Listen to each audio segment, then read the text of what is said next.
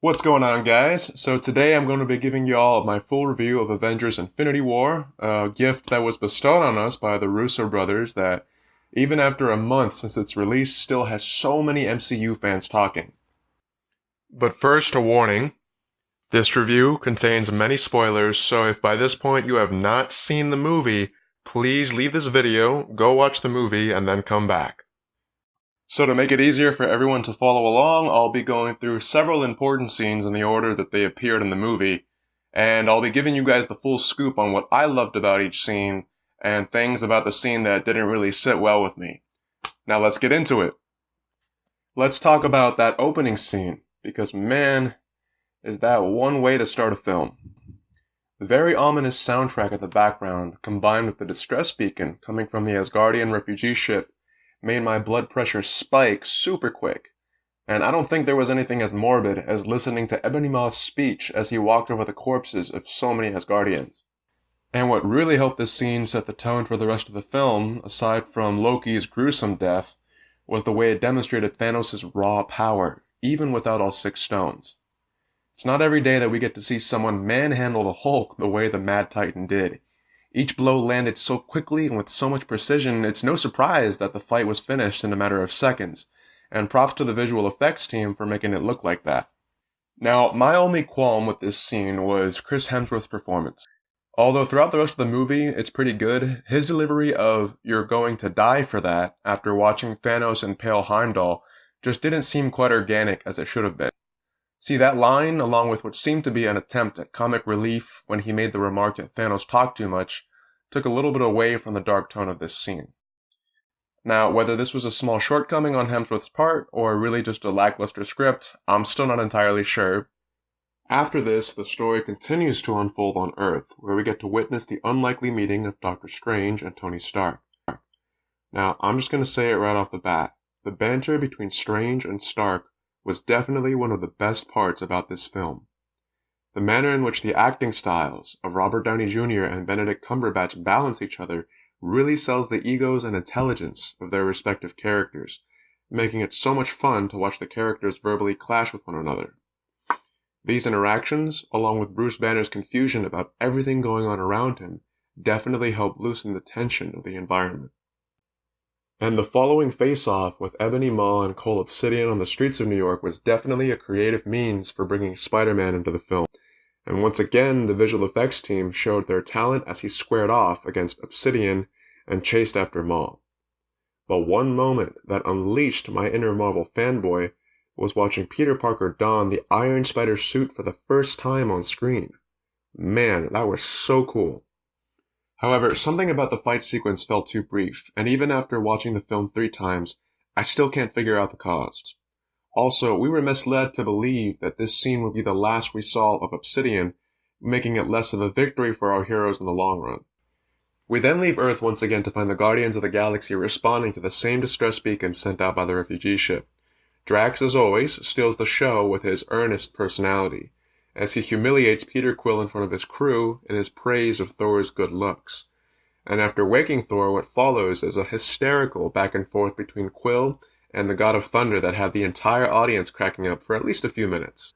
And just when we thought all the laughs were out, the Russo brothers get us again by teasing a confrontation between Gamora and Thor that turns out to be a hilarious icebreaker about their family issues. But one setback to this scene was Thor's behavior. Despite having lost everyone he loved and cared for, the Asgardian seems way too excited, even somewhat happy, about retaliation against Thanos. At some moments, his responses just sound way too emotionally detached from the bloodbath that he had just been rescued from.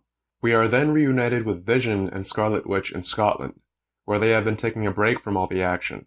But their safety is quickly interrupted by Corvus Glaive, who honestly gave me a bit of a jump scare when he impaled Vision through the abdomen, without even a second's notice. As Wanda quickly starts losing ground to Glaive and Proxima Midnight, Captain America makes his triumphant return with Falcon and Black Widow. The following fight sequence is hands down one of the sickest hand-to-hand fights I've seen since Cap's last spar with Tony in Civil War. Cap's team then retreats to the Avengers facility with a wounded Vision, where they are greeted by Rhodes and a hologram of a very unhappy Secretary Ross. This is where we get to see a powerful yet brief character moment in which Cap defies Ross, warning the Secretary of State that no one will stop his efforts to save the world. Now, these two scenes were, in my opinion, some of the weaker scenes of the film. For one, Elizabeth Olsen's delivery of certain lines during the ambush scene was just a bit too weak, especially given everything going on around her character. Also, it was strange to hear that she no longer had the accent we first heard when she was introduced in Age of Ultron. And two, something just felt off about Natasha Romanoff's reunion with Bruce Banner. One would think that after not having seen him for nearly 2 years that she would be a bit more emotional about his return, but she just wasn't, which probably means we will never see a follow-up to the romantic spark we first saw between the two characters in Age of Ultron. So let's move on to Vormir, where Thanos finally gets the Soul Stone, but at a very great cost. The first thing that absolutely blew my mind about this scene was the surprise reappearance of Red Skull. By this point in the MCU, the main antagonist of Captain America the First Avenger had become a bit of an afterthought, so it was definitely a shock to see him alive and well after so many years. However, it was very satisfying to hear how the Space Stone factored into his survival, especially since one of my own personal interests while watching the film was learning about the abilities of each stone. The combination of high-quality motion capture and Josh Brolin's performance also made this scene unforgettable. My only thing about this scene was the musical score that was playing as Gamora was falling to her death. The first time I watched it in theaters, it kind of took away from the shock value of the moment. Now, I realize this sounds like nitpicking, and I understand that the Russo brothers probably didn't have a huge say in this regard, but Gamora's death would have carried a lot more weight if the music had been more subtle and sad in tone. Then the film puts us back in Wakanda, where we get to witness an enormous battle between T'Challa's armies and the Outriders. There were 3 things about this entire scene that truly made it a spectacle to watch. First of all, the visual effects and the camera angles worked together so well. This combination really helped me appreciate the sheer size and bloodthirst of the Outrider army as they lunged across the battlefield. Second was the exchange between Cap, Thor, and Groot, which provided just enough comic relief without taking away from the serious tone of the battle. Finally, what got me so riled up with excitement that I had to stop myself from cheering in the theater was getting to watch Thor completely obliterate the Outriders with his new godlike weapon, Stormbreaker. It was at this point where I finally appreciated that Thor is in fact the strongest Avenger. Now, my only issues with this scene, including the brief moments leading up to the battle, were the surprising lack of character moments for T'Challa and Bucky. Although we did have that hilarious exchange between Rocket and Bucky, it was really more focused on Rocket. It's always satisfying to see how crossovers like these add more personality to the characters we've already seen in their original movies, but this time around, the film didn't really add anything to Black Panther. Also, it was definitely a huge letdown to fans that Banner never hulked out through the entirety of this scene, despite being in an environment with all the elements he needs to get stressed out and angry. Which is why the Battle of Wakanda pales in comparison to the all-out brawl we get to see on Titan. Everything about this scene was done right. The rusty color gradient of the war-torn landscape in the background, the visual effects that helped us see the enormous difference in size between Spider-Man and Thanos, the ominous musical score as Doctor Strange faced off with Thanos by himself, and don't even get me started on the one-on-one fight between Iron Man and Thanos, which was without a doubt a cinematic masterpiece. But what really sold this scene was Robert Downey Jr.'s incredible performance. The thing with Robert Downey Jr. is that he is a master of facial expressions. Because of this, it was much easier to feel his anger before he goes toe-to-toe with Thanos, his pain when Thanos impales him with his own blade, and his utter disappointment when Strange finally surrenders the Time Stone. I also really have to hand it to Brolin. It isn't hard to catch his change in tone when Thanos directly addresses Stark for the first time. This time around, he isn't talking to his adversary with the same note of superiority that I noticed in his first encounter with Peter Quill. No, this time he talks to his adversary as an equal, which is a testament to how Brolin's performance gives his character multiple sides, effectively making him one of the most interesting supervillains in the MCU. To be frank, I don't really have anything negative to say about this scene. Now, as if the Russo brothers hadn't already ripped our hearts out once by almost killing Tony Stark, everything takes a turn for the worst when Thanos finally gets the last stone and snaps his fingers. Then it got quiet, which was something I didn't expect. Instead of immediately seeing a chaotic aftermath, for a couple of minutes we're placed inside some sort of dream sequence, where we see Thanos speak to little Gamora. The pain that we see in his eyes after he tells Gamora the cost of completing his work finally reveals to the audience how much he truly loved her. At this point in the film, my face had the same confused look as Thor's after Thanos teleports away.